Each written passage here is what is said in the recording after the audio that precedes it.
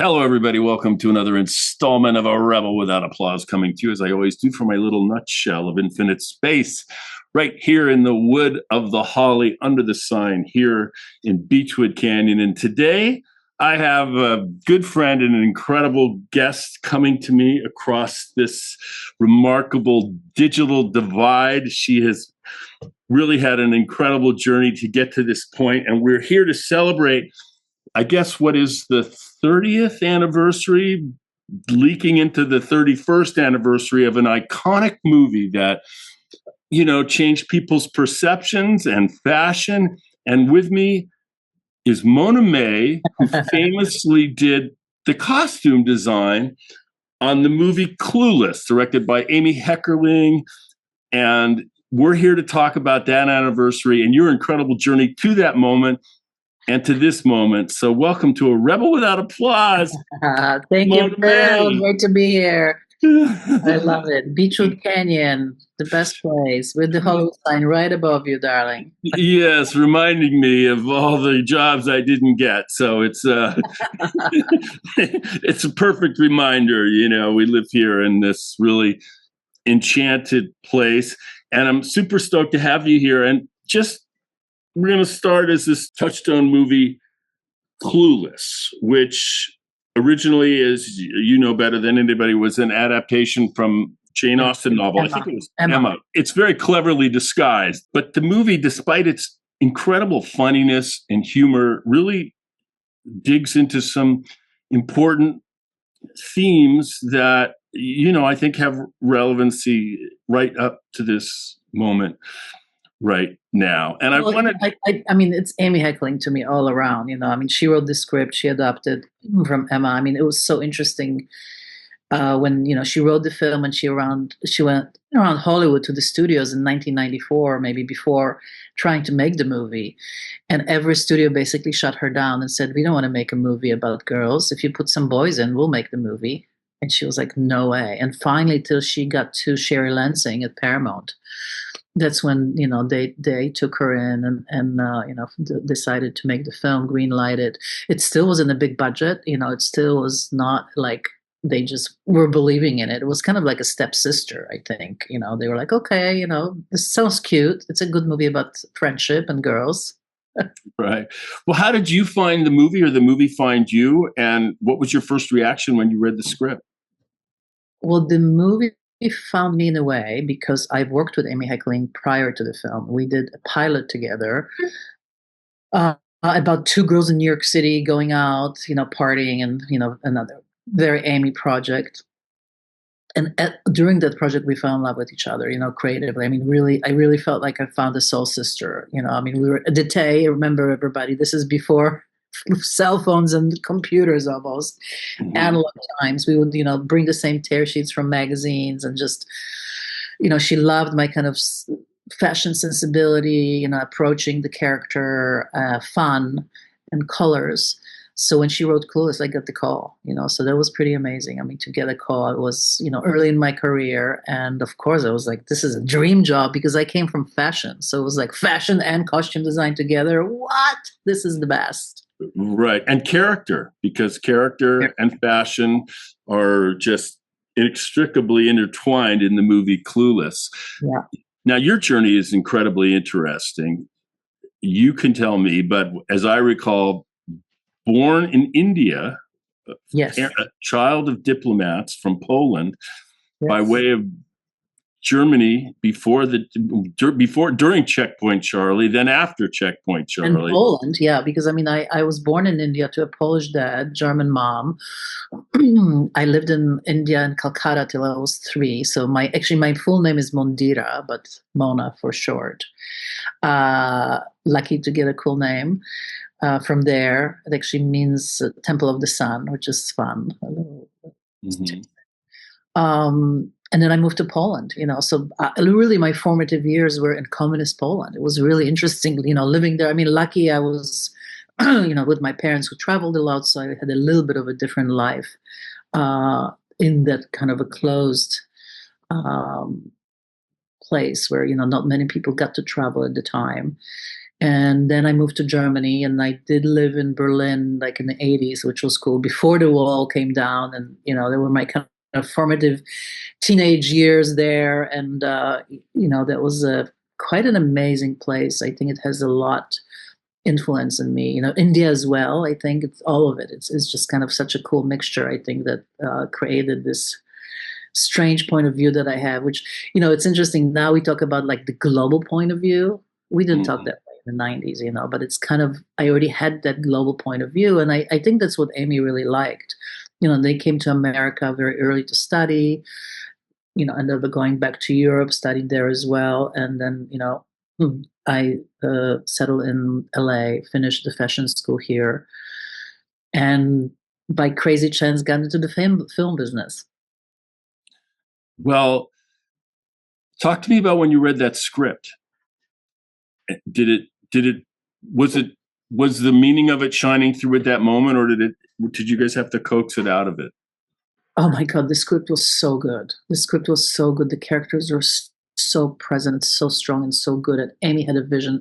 I mean, when she came to, she's like, she knew what she wanted. She wanted these girls to be rich girls in Beverly Hills who Hmm. have so much money that their daddy's American Express Platinum or black ones, that they can go to the fashion shows in Europe and just bring whatever clothes. And it was evident in the page and the story. I mean, it had to be so elevated, something that we really haven't seen before in the films. And there was, again, first movie about girls. There was no Legally Blonde before. There was no Mean Girls. There was no template. That was so cool. I mean, I just was so thrilled that I get to get that call. Because as I said, it's really dream come true for someone who came from fashion and Right. dived into costume design kind of as a secondary thing almost, and now combine this together was like truly a dream. Um, Super fun, yeah. So, and I'm so grateful to Amy. It's again, we had such a great creative collaboration connection. It was just fun and easy to create the character, to really dive deep into each one of them, and create the whole world, because we had to, you know you have to remember 1994 when we were prepping the movie, everybody was wearing grunge. It was Wow. Kurt Cobain. I mean, that was, that's everybody wore this. We went to high schools, I think it was Van Nuys High for scouting, and it was just like me and Amy, we were crying. We were like, oh my God, this state of affairs is so bad. We have to change the world. And, she wanted feminine. She wanted, pretty California colors. Hmm. That was really revolutionary at the time. Well, I grew up in the Valley, and the difference between Van Nuys High and Beverly Hills High, which is sort of where the story lives, is very different. I mean, the Yeah. cultural, those Yeah. mountains between Beverly Hills and Van Nuys might as well be the Himalayas. True. True. But even in Beverly Hills, kids didn't dress that way. There were Persian kids. There were like, there were the cliques, the different fractions, but nobody really dressed in these feminine, bright, high-end designer clothes. I mean, even in Beverly Hills, kids didn't dress that way. Maybe on some ways they were ashamed of their class, and so they kind of Well, I dressed think they were like, down. you had the preppies, you kind of have the rockabillys, you had the, kind of the mall girls, the contemporary casual girls, but really high fashion, kids did not dress in high fashion. Like that was not a thing. Now everybody's on Instagram, everybody knows the designer, everybody's wearing their Balenciaga, whatnot. Kids are very savvy and aware. At the time, nobody knew who Alaya was, and I mean, we Mhm. introduced the French designer in the movie. So it was cool because, like when you think of the Instagram or the influencers now, I was like the original influencer because when the movie came out, everybody just started wearing these clothes. It Right. was like, just a wave took over US and everywhere else. Well, Alicia is devastatingly cute in the movie, not only as an Oh, actress, as a person. Your eyes just oh, feast on her. it's like effervescent. She's effervescent. Yeah, feasting is exactly the right word to use. You can't take your eyes off of Yeah, her. yeah. And I'm just curious, What kind of collaboration did you have with this young actress at the time, who I believe had only really been in music videos? No, she's done some work before. She has done some work, but like smaller projects, you know. But you know, everybody was so young. I mean, she was 18 years old. Paul Rudd, the first movie ever, you know. Brittany Murphy was 17. Stacey Dash was a little older, you know. And everybody came from a different place in a way, you know. Alicia, she was at the time already an activist, you know, saving dogs and running around in sweatpants and flip flops. So, you know, for her was a big education in a way when she came into my fittings. You know, she had 63 changes, and she Wow. had to really become this number one, you know, girl in school, the it girl, and learn through the clothes and the fittings how to, you know, wear the clothes, how to move in the clothes, how to really understand costume, you know, the designer clothes in a way. And you know, it's interesting. We had many conversations since then, and she said, "Mona, I didn't really understand any of that." You know, not 2 years later, truly, when she became more of a woman and understood what clothes do. And I think becoming an actress and understanding what costume really does too, you know, how it changes you. It was interesting with her, you know, with Stacey was very different. She was already, you know, she came from New York, she was savvy, she was cool, she was punk rock, she was like, yes, Mona, I want this skirt like this. Part of the job of costume designer, you know, it really is working with the actors, is working with the director, you know, taking their vision from the page and translating into clothes that tell a story, who each of the character is. You know, I mean, Stacey Dash, Dion was sassy, was cool. You know, she was already experienced with the boys. She had different skin tone. I could push the colors on her. You know, Mm-hmm. skirts were shorter. You know, Alicia was the, you know, very proper girl in a way. You know, she was very controlling of her life. You know, she could control the life by dressing in a very controlled way. You know, Right. matching stuff, matching the shoes, and very tailored things. So, you know, like the yellow suit, I think, you know, it's interesting. The yellow suit is now cover of my book. Right. And it's like what an impact that had on in the movie, like being the first day of school, how important it was that was like that bright color because she's in the quad. There's a lot of people crossing, you know, so all of that, like as designers, we don't arbitrarily say, oh, I'm going to put her in a yellow suit and it's going to be it. You have to go through the process. What works for the scene? What's the emotion in that scene that we have to, you know, find? And that yellow suit was like, she became the ray of sunshine. Yeah. You know, one of the things that hit me as I saw the movie recently is some of these Jewish themes that are lurking inside the movie. You know, with Amy's background, I think is from Brooklyn. And, you know, it reminded me of one of my jokes. I mentioned this a few seconds ago, is that when my grandparents came to this country, they converted from Judaism to capitalism. And, you know, they've been extremely observant ever since. And sort of the, you know, corollary to capitalism is also materialism. And that's really very powerful to me in this movie, especially with Dan Hedaya, you know, is this just work obsessed lawyer. By the way, I knew him and worked with him on a TV series called Tortelli's, which was a spin-off from Cheers, and a very good actor. He, you know, kind of different style, I think, than the rest. You know, he had that kind of serious earnestness about him. You know, Yes, but so right too. I mean, Amy's casting was amazing. So right, each character, you know. yeah, but these Jewish themes, actually, Jewish people kind of lost in a way. They've had this financial success, but they've kind of lost their moorings a little bit in this new place called America with all this success. And what I found watching the movie is that all of that's within Alicia's character, Cher, but she has to kind of find the deepest version of herself to get the mate that she ultimately deserves. Those are ancient, deep themes that just are in that film. Hello, friends, countrymen, and subscribers. After a number of years doing this podcast, I finally have a promotional partner, and the company is called Cozy Earth, and they make all manner of bamboo bedding for your sleepy time needs. That includes pillowcases, duvets, sheets, and even pajamas.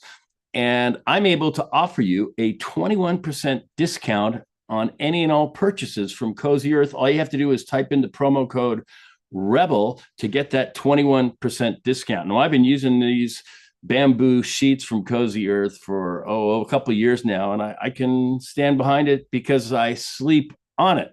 So all you got to do is, like I said, type in the promo code Rebel, go to the Cozy Earth website indicated below, and you can get a 21% discount and support sound sleep while you support me. Dig it, Daddy-O.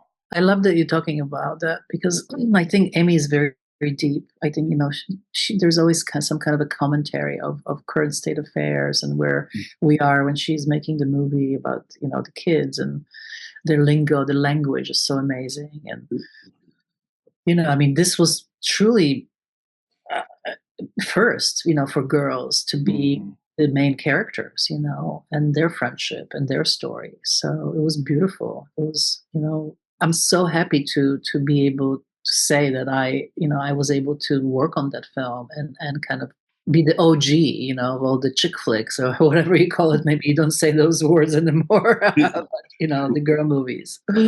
Another thing that just resonated for me, especially in this kind of current terrible political moment that we're in, is this multicultural yes thing that's going on in the movie. You don't feel this racial friction that is pumped into our friggin' throats with the current leadership here. I don't necessarily need to go there, but there's something really kind of inviting and refreshing about that to me in Clueless. Yeah, again, I think Amy. I'll never stop praising her on every level because it's just, she's a genius filmmaker. I mean, to portray Christian, the gay guy, that way, drug use. I mean, in other movies like Fast Times. I mean, it's just, I think there's something very real about the characters and their actions are real and kind of, you never felt, you never had it ever. And that was also huge that Stacey Dash was the best friend of this girl and she was Black, African American. Right. There was no way. And she was just a friend. She wasn't something, from a project friend or whatever. She was just a girlfriend. And it was amazing. Same with Christian, the gay guy. I mean, all of those characters were just there. They were themselves. It wasn't a story about them and why. And, it just was so seamless in a way that how they appear and who they were, true, real. Right. Especially that young gay guy, he was kind to her. He was considerate. He was exceedingly handsome and very seductive in his own way. And, what sort of, animates the whole thing is a kind of kindness and just a kind of much so benevolence, Yeah.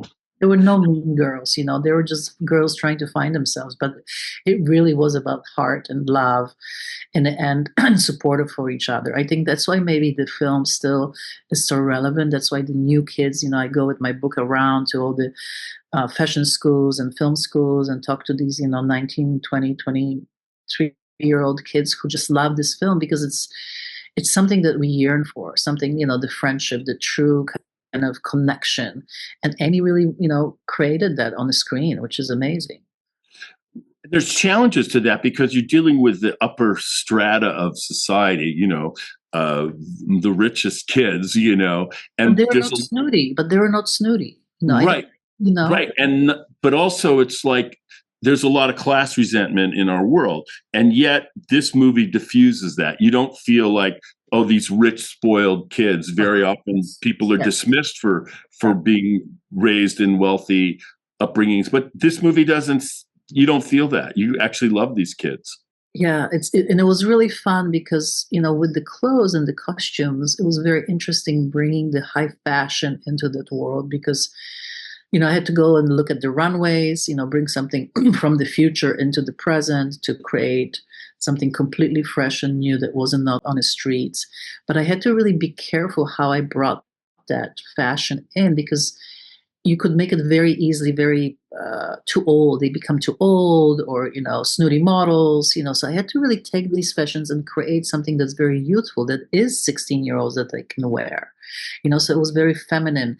There was nothing oversexed. There were no high spiky heels. They always had little cute Mary Janes. There were the stockings, the over the knee, the knee highs. It was always very kind of youthful and girly. Kind of, my original kind of idea was, okay, how would you do this high school? You think of Catholic girl uniform. Yes. That Yeah. plaid is the white shirt with this, sweater vest, but then on steroids, in Beverly Hills with Cher, with all the money in the world you can have, but it was grounded. I think everything was kind of grounded about this film. Even like when you're looking at this crazy gym scene, I mean, kids did not dress like that in a gym scene with crazy outfits. It was navy shorts and white shirt, but I took the navy short and white shirt and kind of, again, gone wild, and did something super fashionable. But it was always kind of coming from something that is very real. And I think that maybe me and Amy are so good together because we can blend it somehow. None of us goes too far that it becomes something that, it's a farce, or, they look like they just, wearing costume. And that was really important too, because it's, costume and fashion, again, it's a very hard thing for a costume designer to create something fashionable that doesn't date itself. Mm-hmm. Very easy to be 1995 and now looking in 2025, it's like, ugh, but it's not. Kids love these fashions, even though they're nostalgic, they're very current in some way. And that's, I think, my point of view on fashion, coming from the global, kind of living in so many countries and really understanding maybe what women are in different cultures and what is femininity. And me well, it's like kind of very essence of myself. I think Right. I'm kind of feminine. I embrace shape of women and exuding something that's like the joie de vivre as well too. And and in a sense, I think it became my signature, in a way, because when you look at films that I've done, like Romy and Michelle, Never Been Kissed, even Enchanted, House Bunny, I got so lucky to work on these female-driven pictures, which I love. There is a certain signature of color, of femininity, of feeling good in your skin, that you can really kind of, go out on the limb, but you're still grounded and cool and yourself. Yeah, well, that movie, you're right up on the boundary because it's explosive and fun, but it doesn't go beyond like the boundaries of reality that would take you out of the movie. That the outfits seem to be helping the characters, and the characters seem to be, helping the outfit. And I just thought, there's just something really, I don't know, just beautiful about it, and also just hilarious with the line about the shoes and my character. I pick my shoes, and that's, again, Amy's skin call. We work together. I would bring pieces to her, or Dr. Seuss hat. I mean, when I brought the Alaya to her, and then she wrote all about this Alaya. What a Alaya! That's so designer. I mean, it was fun. Or the Calvin Klein. It's great to work with a director who is open to this. So it's such a symbiotic, experience of collective creating this. Christian was such an important character too, talking back about the gay guy, because it was so important when he walks into the classroom and you first meet him, you can't tell that he's gay. You cannot. No. And it was very hard because fashion at the time was very Versace, or you were kind of very loud if you were gay, or you were kind of a grunge. There was like nothing really in the middle. And he walked into my room and I was like, oh my God, James Dean. And I said, Amy, what if we do like, 40s inspires, almost like a rockabilly? And she's like, wow, what a great idea. And we started fitting this on him, and it was perfect. So again, he was high elevated fashion, really cool, but it was super understated in a way. We didn't give away the who he really was. And when, because he's got to fool the character too. Exactly. And later when he is a cake boy, you go, oh my God, of course he dresses so well, but you never, it was not like glaring, oh, I'm dressing, I'm gay, I'm this, I have this flamboyance to me. And that is fun, for a costume designer to create these characters and tell the story in that way and have a very supportive director. It's really, it's, I think, I'm lucky with Amy because she knows fashion. Some directors, they don't know fashion. And so there is a different kind of communication that you have and different kind of style that I have to bring to the table to explain. With Amy is like almost instant. She gets it. It's like, we are thinking on the same wavelength. So were you showing her like renderings and drawings and clips from There was magazines? not even time for rendering drawings. I mean, it was a $12 million movie with 2 months prep, with Hmm. thousands of people to dress. I mean, Alicia Silverstone alone had 63 changes. The other girls, main character, 45. I mean, I had all the different cliques I had to dress. I had to create all the kids in the classroom, in the quad. Everybody had to go through wardrobe because they would show up in 5 in the morning in their grunge clothes. So Right. we did really have to create this world, and that was very challenging for the budget, so there was not really time for like drawing and being like, oh my God, and I have time on movie like Enchanted, where I have 7 months to prep, and have Hmm. all that luxury. It was very fast. I mean, it really was a lot of tear sheets, a lot of collages. Again, remember people, this is before computers. I couldn't go on, get the pictures from Pinterest or somewhere. It really was different, at the time.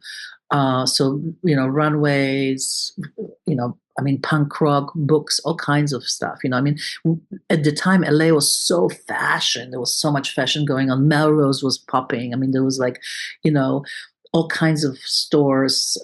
Red Bull, which was, like a rave store that I could shop at. There was, Contempo Casuals. I had to really take it. And that's so interesting too. I love talking about it because, there's something so fresh about this movie. And I think when it came out, that was so different from what people was never seen it, and what that's maybe why they also embraced it, because and I didn't have a lot of money to like go buy all the designers. There was no PR machine sending me clothes, boxes of clothes, like maybe they have on Right. Sex and the City or Devils Wear Prada. I didn't have any of that luxury. So I had to be super clever, almost like scrappy. I had to go to the thrift stores. I had to go to the mall. I had to get some things designer that I could and kind of make this whole new look together. It's almost like now everybody, what they call high and low dressing. So they will take a designer jacket that's maybe $5,000 and they wear it with the ripped jeans and the flip flops with their, multi-million-dollar ring or something. And that was really fresh. So that combination that I created kind of from the necessity of Right. not having the huge budget brought something very fresh to the table, to the screen. So it's interesting, it's I mean, I think artistic, you're an artist and you're also, you play music, so you really understand how all of that has to come together. It's different notes, different things, different flavor. You have to kind of, you're creating the layers, not just coming everything to you in one way, like here it is. Right. And of course, even these characters would be spending a lot of time of their life shopping. I mean, it's Saturday, we're going to Melrose, we're going to the mall. The mall, yeah, exactly.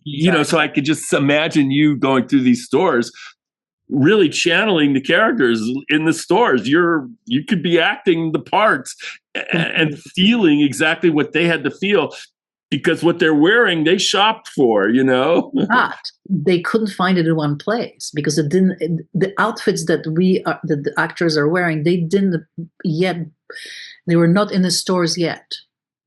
So that Right. fashion wasn't in the store. You had to buy one thing from that place, another place from that place, and then I put it together in a very, very unique and fresh way that was completely revolutionary and new. But the characters in their, when they're not on the screen, they Right, would have of course, of course, ostensibly of had course, done the of same course. process that you Yes, did to absolutely. to create these Yes. wow statements when they walked in the history class. Yeah. Look what she did. Oh my God, where'd you get that? Oh my God, I want that. Some of the actors that I really appreciate was Wallace Shawn. Oh, dear Wally Shawn. And Twin Kaplan, who played the teacher, the female teacher. Yes. She was fabulous. A friend of mine who I haven't seen in a while, Julie Brown. And we had such history with her prior to the movie because we did Just Say Julie in the 80s when I was starting out, late 80s probably. It was MTV was popping, starting out. And she did this skit comedy show called Just Say Julie. And Yes. we worked together. It was like, one of my first job. I was a costume designer, prop master, everything. I was doing everything on that shows. Then we did another show with her, another skit comedy show. It was kind of like in living color.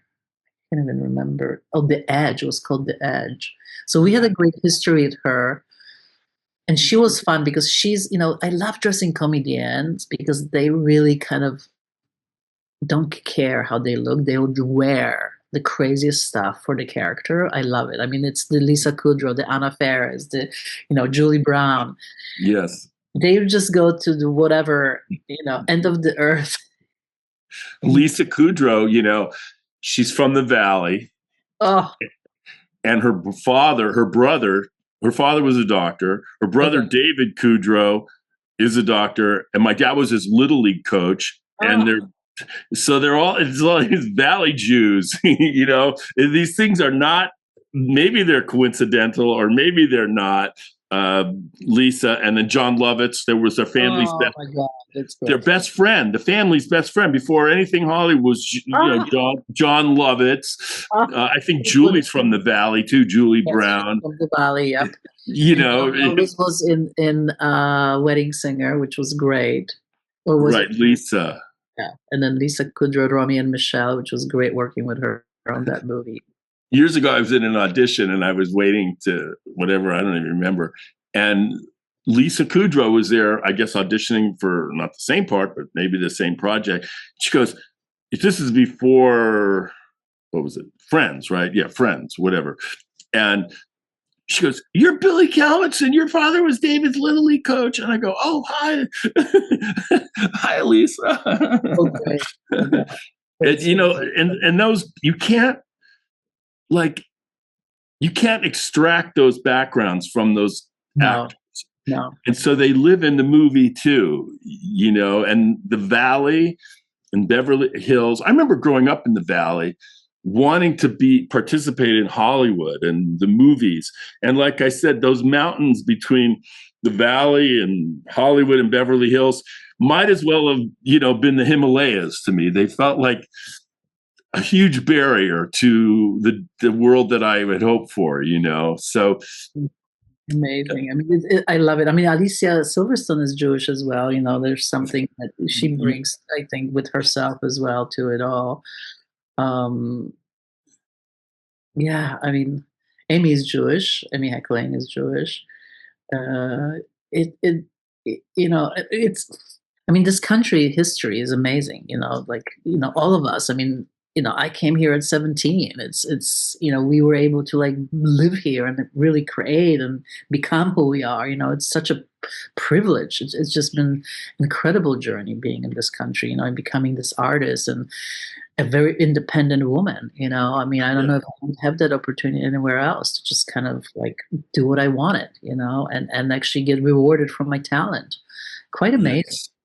Well, the West Coast is, in the last 100 years, if not more, has always been a place of reinvention where people could take their life and, paint a fresh canvas on it, coming from elsewhere.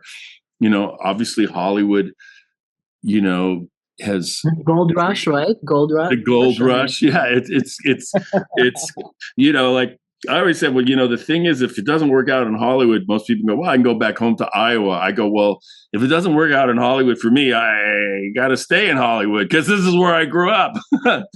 I can't leave. I'm sorry. I'm a surfer. I have to stay. So, You are.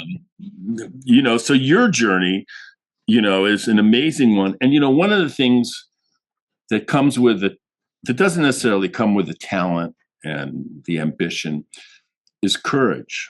Mm-hmm. And you have the courage because with that inner belief, that courage to vault across not just the two continents and an ocean, but a number of cultures, is a credit to you. Thank you. And I think about it often, like how it all happened and how, I did it. And I think that I don't really think about it. I just plunged through because to me, the creative process is everything. I mean, you know me as a friend, and I'm so passionate about it. To me, it's like it's like I have to live and breathe it. When you come to my house, my place. It's like it's Right. just live. And I mean, I look at flowers, I look at everything is so life affirming to me, and I think that gives me the courage in a way, to just step into places and push through because I don't feel like there's any other choice if I want to continue this journey as an artist. You've not only done it as an artist, but you've managed to make art and commerce, find common ground so that you can craft a life and a living out of it. It's not always so easy, in this country. So there's this artist and warrior thing. You kind of have to be the artist and a little bit of the warrior. And that's where I think some of the courage comes from. And it's manifest in Mona. So Thank you. yeah. It's. I think you're very right. It's interesting, and I also feel like there's something that my talent is. Uh, I don't know what would be the right word. You probably have a better word than I do, like welcomed, or it's of interest in a way. I think that it's so interesting that this movie, Clueless, and the costumes in the film have lived in the zeitgeist for 30 years, and it's still so relevant in a way, and taken in by these new generations of kids who are 19, 20, 21, and beloved in a way. So it's so interesting to me that I have a certain point of view, kind of like I think Amy has this way in her writing and filmmaking, that's very relevant. I have something like that in the, costume design, how I create the characters, kind of how you connect with the characters, how you like love the characters, especially, maybe the female characters specifically, that the girls, women can relate to it in some way, find some kind of inspiration or authenticity about them. And that's really cool. I'm very proud of that, as an artist, as a costume designer. I think that, we can get lost in the films and, things you don't remember. And my characters are memorable, and there's a lot of whimsy in there and fun. It's cool. It's interesting. It's very cool. When I watched the movie, all I could think about too was, I went to a big public school, but some of the kids in my neighborhood went to Catholic girls' schools, Yeah. and they wore those pleated plaid skirts right above the knee and the knee socks and the Right? flats. I'm Right. going, oh my God, my head's going to explode. Help. Like How do I that. I mean, to this day, believe me, I'm sure you can buy that at Playmates for get Halloween. It's fun. It's really you actually, I was going through your filmography, and you worked with a very good old comedian friend of mine, Fred Wolf, Oh yes. who I've not seen in ages. Oh, good old Fred. Yeah. Yes, he was a comedian. I remember I said, "Hey, Fred, I'm headlining up in Reno. You want to come with me in Middle?" And he goes, "Yeah." So we were really good friends.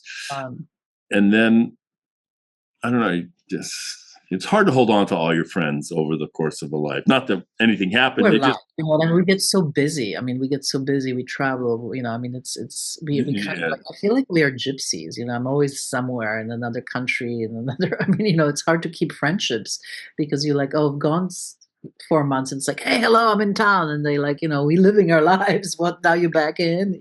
Yeah, well, I love the Mona May parties, the gazebo time in the backyard, and honestly, just seeing you now is a pleasure because you look just beautiful. And I've been trying to get this podcast date with you for quite a while, and I'm sorry, but you've been again, I've been on a book tour. I've been. yes. Let's talk about this book because we're at the 30th anniversary or 31st. Was this something that the studio or you needed permission, or how did this book come about? Well, I've been wanting to make this book for 30 years, truly. I've been wanting to share my process and the characters and the fashions, since the movie came out and kind of it became the fashion movie of, a hit movie, fashion movie. Because there's not many movies, I think, that are contemporary fashions that have made such an impact, I think, in the film history. So I've been always wanting to do this book, and it now finally happened. I pitched it to Paramount. I knew the 30th anniversary is coming. I was like, this is my chance. Never, now, never, like finally, let's do it. And they said yes. So, I had to have permission because everything in the book comes from their vault. It's all their photos, behind the Right. scenes, set photos, fitting photos. It's really, really amazing. But I got to write it. I got to, interview all the actors, talk about our collaboration, uh, you know, tell the story of a costume designer journey. How do you really do it? What it takes, what it took for this. Uh, it's my legacy. It's really my legacy. I'm so happy to have it. I'm so proud of it. I think it's beautiful. It's beautifully printed. It's a coffee table book. It's truly like a collectible item. It has Uh-huh. like tag here. It has little style guides for people how to dress like Cher, maybe for a day. Um, it's something that you can take home if you love the movie, the characters. You can take it home and be intimately with them now. You can really look, through the page, and it's written chronologically, so it opens as the movie opens. With the fall, first day of school, it goes through the Christmas. You're meeting all the characters, and then it ends with the spring wedding. So it's fun. It's really you can be with it. It's your own little movie. The personal journey that you can have with the book at home. And you can find it in stores and online and Yeah, it's on Amazon. It's Barnes and Nobles here in LA. It's Book Soup. Pretty much all the big chains and art bookstores have it. It's wonderful. I've been traveling to a lot of art schools and fashion and film schools. It's great to introduce young people to this book, and it's just such a joy. Everybody just squeals with happiness when it they is, get their hands on it. It's so cool. it is happy. What was it like? This movie comes out, explodes into the popular culture. It's a hit, and Mona May's strapped to a rocket ship now called the Career, and you have this new identity kind of that explodes out into the public consciousness in the Hollywood world. What was that like for you? So fun. I mean, when Amy asked me to do the movie, I really haven't done a big studio movie. I didn't have an agent yet. I had to like Mm-hmm. negotiate my own salary, and I didn't even know how to that I should ask for like a car allowance. Like just none of that. I was just like so happy. And when the movie came out, I mean, it was Vogue who wrote about it, Women's Wear Daily, the movie fashion of the year. I mean, it was incredible. And I got an agent. The door hole basically swung open for me. I got to get a lot of meetings. A lot of scripts were sent to me. Um, and I think what was so cool too, the confidence that I got from this film being a hit. Because as an artist, when you write a song or you do your own kind of project, be it a film, you don't know what it's going to be like. Is it going to be good, not good? Is it going to hit? Is it not going to get? And it was the same. It's like, I was creating this clothes that nobody has ever really seen on the screen before. Is it going to work? And it did. And that was quite amazing, that I was like, oh my God, this thing that's in my head that actually works and people love it. This is great. And that was amazing. It allowed me to kind of pursue the Mona May signature per se, as we talked about. Something I was like, okay, people love this. This is great. Okay, this works.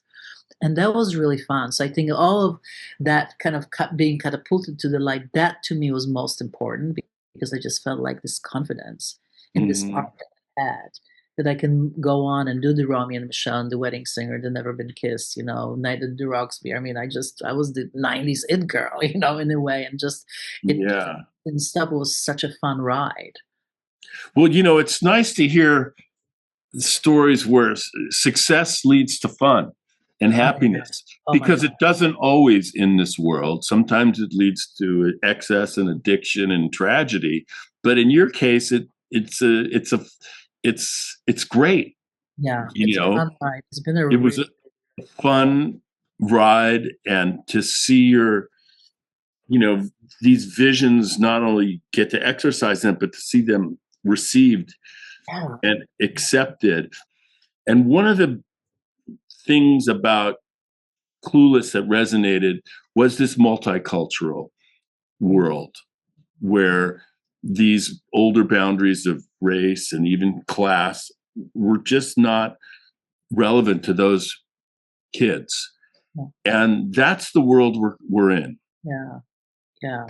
Being open, I think, being fluid, and joy. I mean, I think there's something about that movie that joy, and I talk a lot with the kids too. And when we do the screenings and then I have my talk, everybody who leaves the cinema, they just elevated, lifted. They just feel so good. They had a lot of color. They had a great script. They had a great story, friendship.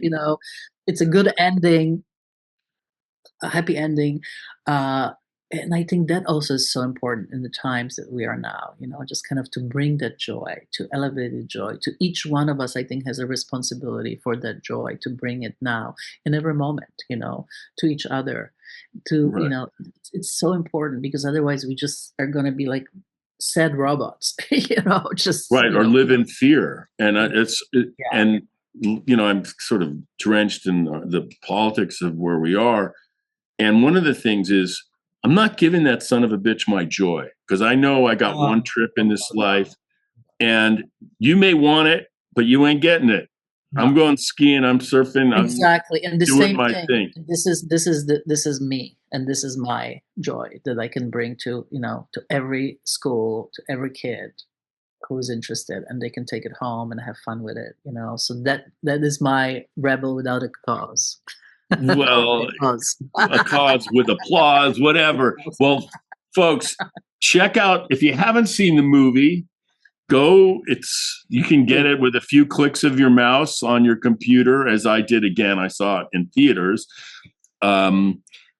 It's worth seeing on many, many levels. Of course, the costumes, the themes, and it's a nostalgic look at it's 30 years ago, but there's a lot of things there. Check out the book, and please check out the book. Follow me on Instagram. It's Mona May. It's Mona May. Yeah. And look at my work more in depth on monamay.com. I mean, I've done Enchanted and so many great movies that are, Stuart Little, where I dressed the mouse as a CG character. Just a lot of fun, and especially for people who are interested in costume, I think it's great. You can kind of learn a lot. I think on my website.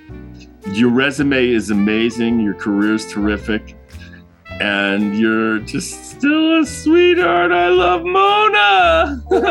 Thank you for having me. Thank for you for joining. And I'll say this to my friends and whatever: Namaste, Shalom, and Aloha. By that I mean Namashaloha. Till next time, see you later. Bill, I want to say one more thing to everybody. Thank you for dressing up for me. I so appreciate your outfit is fabulous. Oh, good. I got the outfit approval. Outfits matter.